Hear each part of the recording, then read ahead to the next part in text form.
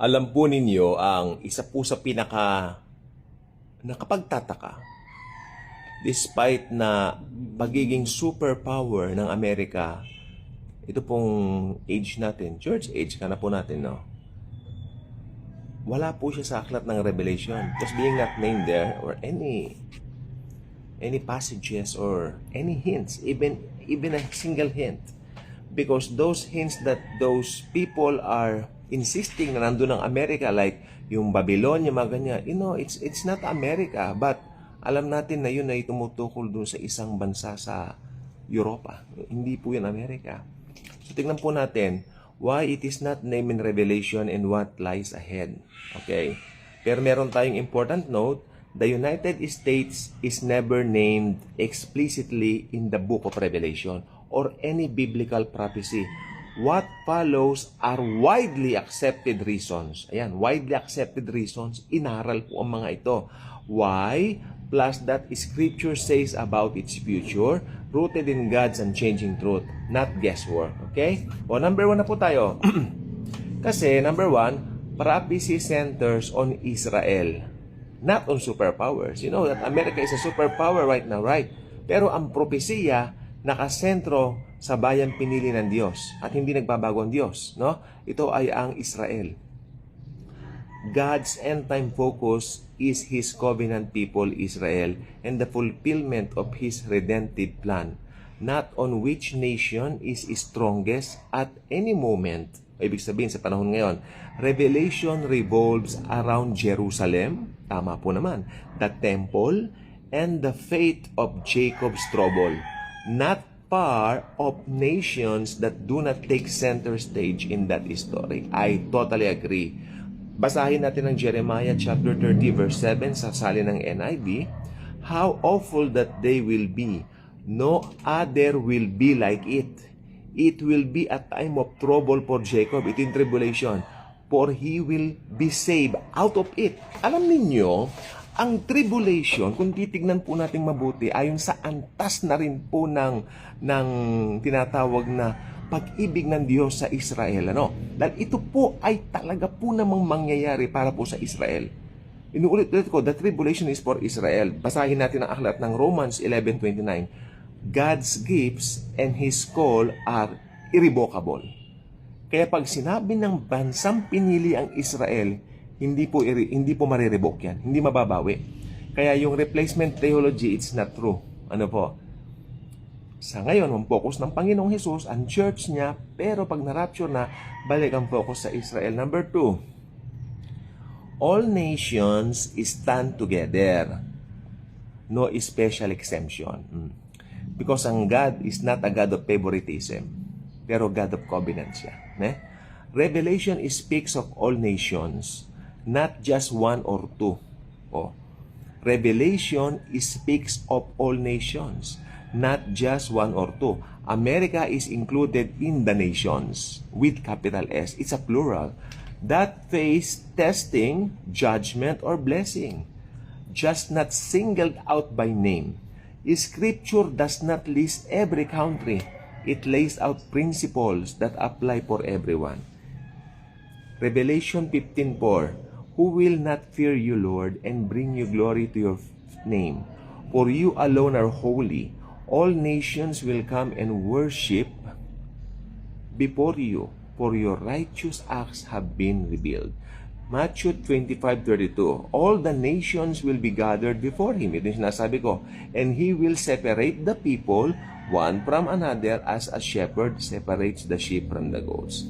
Number 3, America, yung binasa ko palang verse ay nasa Matthew 25:32. Okay?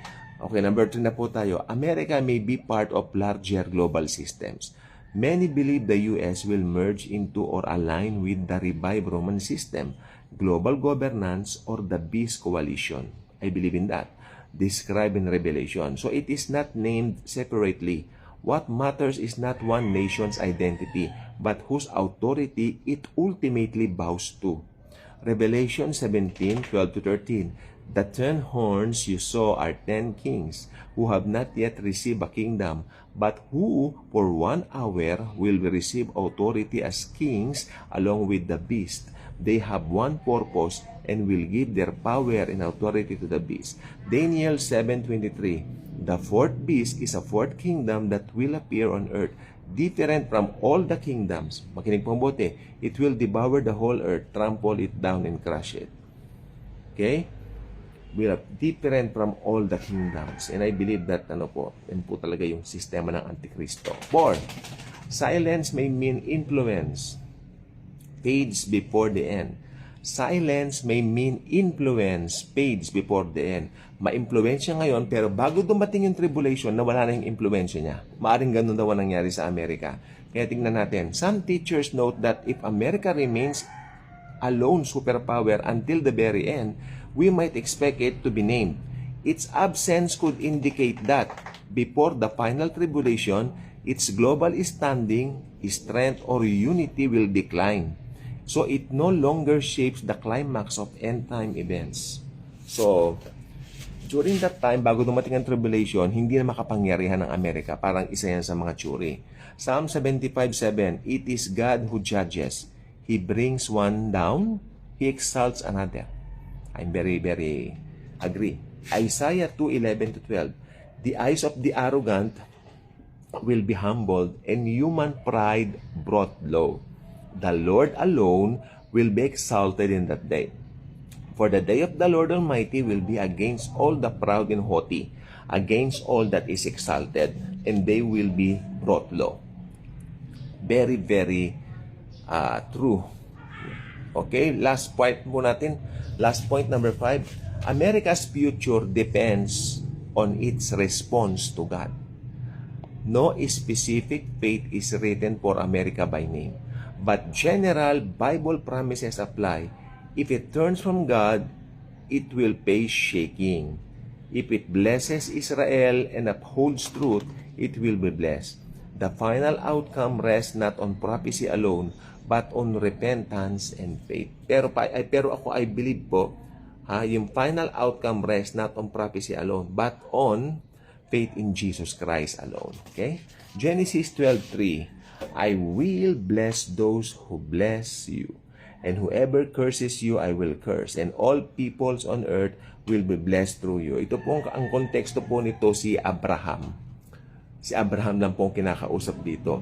Personally, I don't believe na it applies for all Israel. Pero isinama ko lang po dito kasi may mga naniniwala po na ganon. For the sake ng mga naniniwala, sinama ko. Pero personally ako, my blessing comes to Christ lang po. No? Pero for the sake of argument, dito naman open tayo. 2 Chronicles 7:14, If my people who are called by my name will humble themselves and pray, seek my face. Old Testament yan. And turn from their wicked ways, then I will hear from heaven, and I will forgive their sin and will heal their land. Ako, sasabihin ko po rito, ang sino man nakipag-isa na kay Kristo, bago nang nilalang. Kaya, kung ang Amerika ay wala sa kasulatan, kiber natin. Anong pakialam natin doon? Kung tutusin, hindi po ba? Pero, ang importante po sa atin, alam natin, merong isang hindi nagbabago. Sabi ng Book of Hebrews, Jesus Christ the same yesterday, today, and forever. And for us, He alone matters. Jesus alone matters. O closing thought, the fact that America is not named in Revelation is not a sign. It is an important. Okay? It is a reminder that no nation, however great, is the main character of history. Jesus Christ is. Okay? Kaya wala ang Amerika doon o kahit ano pang bansa. Wala tayong pakialam doon kasi isa lang po. Sabi niya rito, the main character of history is Jesus Christ. Kaya nga history, Jesus Christ. Whether nations rise or fall, His kingdom, His kingdom stands forever. Kaya nga po, wala po tayong ibang itataas sa buhay natin, kundi si Lord Jesus Christ lang po. At alam natin na pag tayo po ay nasa Kanya, tayo po ay secure, sapagkat ang security natin ay hindi nanggagaling sa superpowers. Mali mo, kilikili power pa, mabaho. May anghit. O di tayo ayun, yung power na may anghit, patay tayo doon. Pero hindi, joke. Ang power na sa atin ay power ng Diyos, power ng Panginoong Jesus. Kaya tayo po ay pinagpala, super blessed. At Kung hindi pa kayo ka-good vibes, maging ka-good vibes na by clicking the subscribe button. Importante yan sapagkat upon sharing this, you're not just sharing this video but sharing Jesus. His love is praise towards mankind. God bless po.